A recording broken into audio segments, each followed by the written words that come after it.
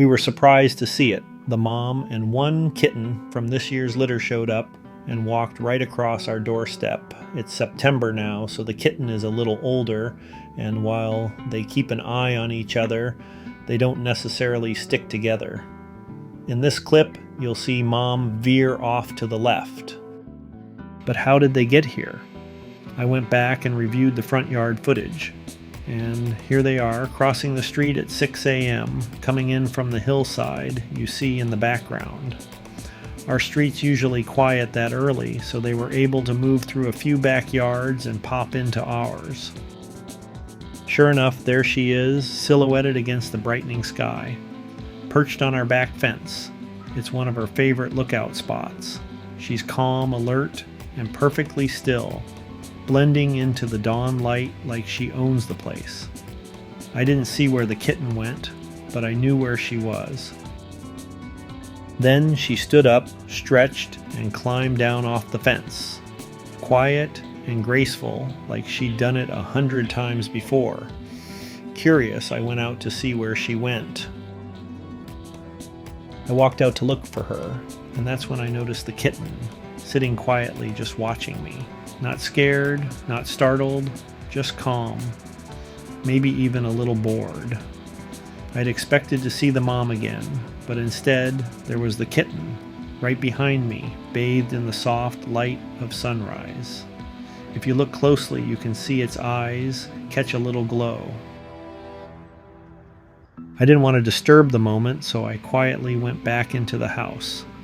From the window, I watched as the kitten made its way across the backyard, still calm, still curious.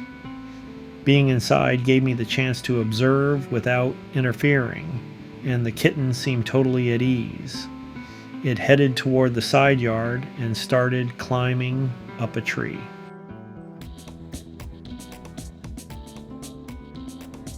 In areas like this, bobcats often use neighborhoods as safe corridors.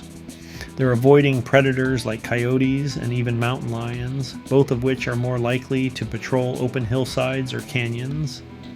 Yards like ours, with fences and human scent, can actually offer a temporary sense of safety. Bobcats are excellent hunters, even in suburban neighborhoods. In yards like ours, they might find rats, rabbits, ground squirrels, or even an occasional bird. A well-landscaped yard can look like a buffet to a bobcat.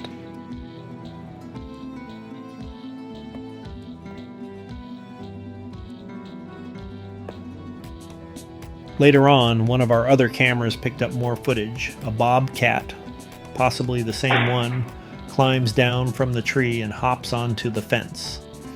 It pauses there for a while, just hanging out, completely relaxed.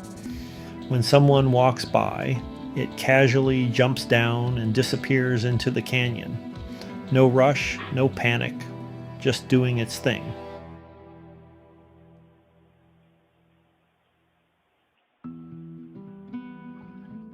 That night, our IR camera picked up movement. It was the bobcat, back on the fence. She slipped in quietly, like it was part of her routine. I stepped outside quietly and saw her up on the fence again, calm, watching me, not feeling threatened. I grabbed my Canon and set it to ISO 52000 so I could take a photo without using a flash. The lighting was minimal, but I didn't want to startle her. Even with those limits, I got a shot of her just watching, curious, relaxed. Then she closed her eyes. Right there on the fence, she decided to take a nap. At that point, I went back inside. I want them to feel safe here. Like this is a place they can return to.